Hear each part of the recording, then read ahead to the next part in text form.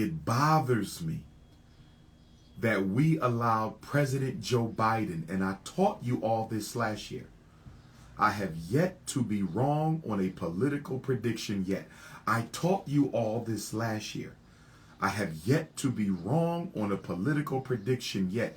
I told you Joe Biden federalized Juneteenth to kill Juneteenth.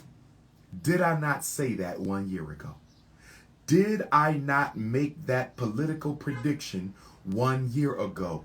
Juneteenth was made a federal holiday because it is the last authentically black celebration left in this country. They co-opted Kwanzaa. They co-opted Dr. King's birthday. They co-opted Black History Month. The only authentically black celebration left was Juneteenth. Joe Biden knew to get rid of black folks, he had to get rid of Juneteenth. So what did he do? He made it a federal holiday, which opened every Juneteenth festival up to funding from corporate America and the white governmental power structure. Once he made Juneteenth a federal holiday, that automatically opened Juneteenth up to white corporate sponsorship and white governmental power structure funding. And you know black people love white people's money. You know black people love white people's money. You know black people love white people's money. And the minute Juneteenth became a federal holiday, every Juneteenth organizer in America, as soon as Juneteenth became a federal holiday, every Negro Juneteenth committee in America, except for a few, and I want to give kudos to every Juneteenth committee that still refuses to be subsidized by non-African people. I want to salute you. If you are still an authentically self-controlled, self-funded Juneteenth celebration, I salute you. If you are a totally self-contained, self-controlled, no government funding, no corporate funding, no Chinese funding, no Arab funding, no Mexican funding, if you are still an authentically black Juneteenth celebration committee, I salute you. I salute you. I salute you. But for all of you who have been co-opted by taking that damn money, all of you other Juneteenth organizers who have been co-opted by taking government funds and corporate funds, on behalf of my African ancestors, I want you to know they are upset and disappointed in you. On behalf of all of my African ancestors, I want you to know that they are upset and disappointed in all of you Negroes who are celebrating black freedom with white money. Can somebody help me understand the hypocrisy? Can somebody help me understand the contradiction? Can somebody help me understand the irony? How do you celebrate the end of slavery with financial re-enslavement? How do you celebrate the end of slavery with financial re-enslavement? You are voluntarily putting yourself under the control of the U.S. government. You are voluntarily putting yourself under the control of white corporate America in the name of black freedom and the end of slavery. If that's not a contradiction, if that is not a contradiction, how am I going to celebrate freedom from the white man as I take money from the white man that re-enslaves me to the white man? How do I celebrate freedom from the white man as I take money from the white man, which re-enslaves me financially to the white power structure.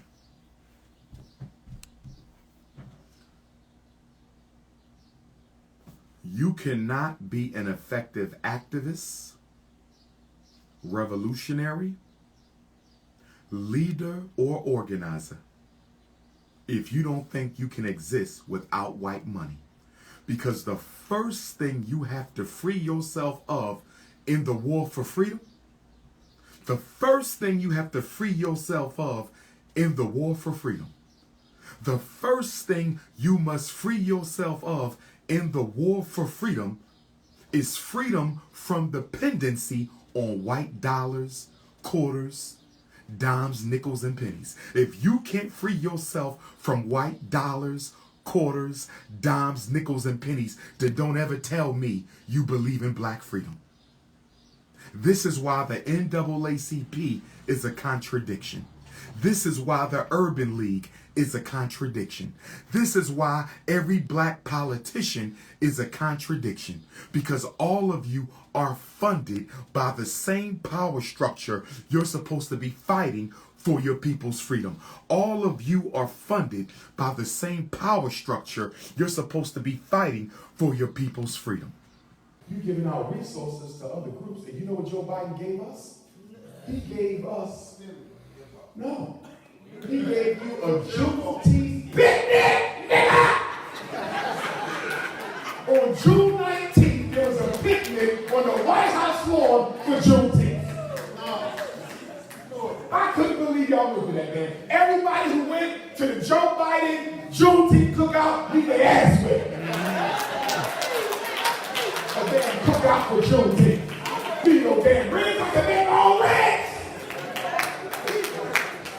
And guess what? They wasn't done.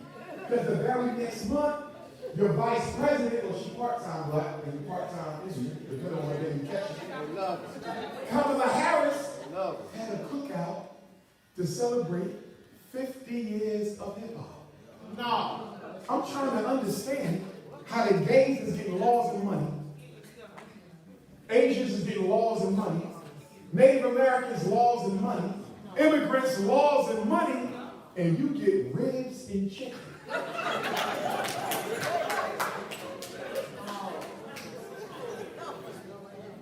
Do you realize how disrespectful that was to us? Yes, it is. Yes, and y'all went. Anybody here was at one of them damn cookouts? Don't lie. I saw you!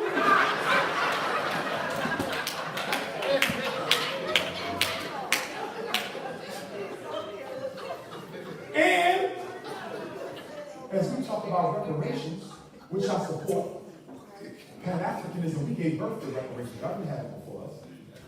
We did that. Everybody else jumped on social media to make a name for themselves.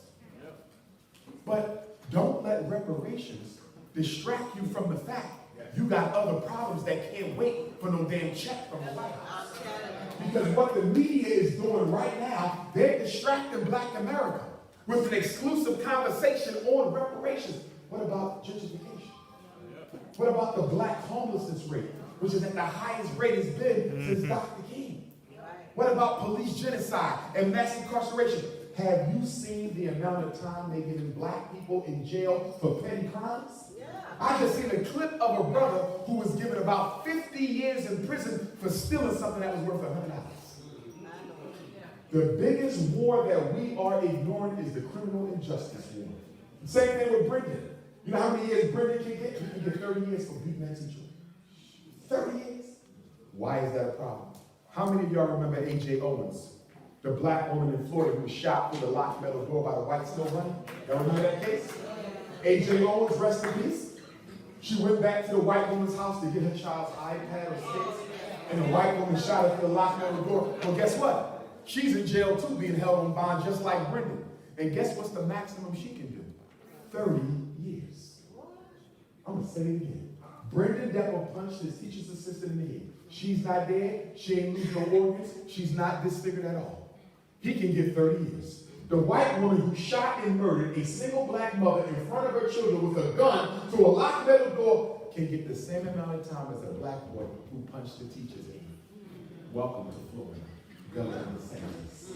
And let me say this, because I know we up in arms about Governor DeSantis saying you can't teach slavery and you can't teach racism, which is wrong, because he said it harms the self-esteem of white kids. But y'all been harming the self-esteem of black kids since the beginning of time. Calling us monkeys and animals and bones in your nose, but that was okay. But white privilege says white kids should not be made ashamed for how America became great. But here's my point to you all in Florida. If you don't like what Governor DeSantis did, why can't you teach your own children black history like that?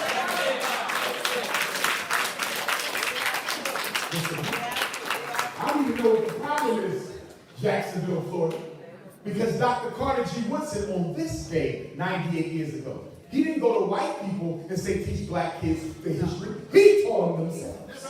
So why is it we got all these PhDs in African studies? You got PhDs in African studies from FAMU, PhDs in African studies from all these HBCUs around the country. Temple University in Philly, we started it with a PWI. All these PhDs in African studies. But nobody going to volunteer to teach kids who they are. Yeah. See what's going on? Because Negroes are thirsty for money. They want to be paid. They're not coming here to volunteer. Because one thing you've got to realize about the black conscious elite, they just as bougie as the niggas in the White House. With a dashiki on. Yes! With a green smoothie and some incense. Yes! Talk to me about no conscious bougie. They just as bougie as everybody else. King Tut suit and Balenciaga boots.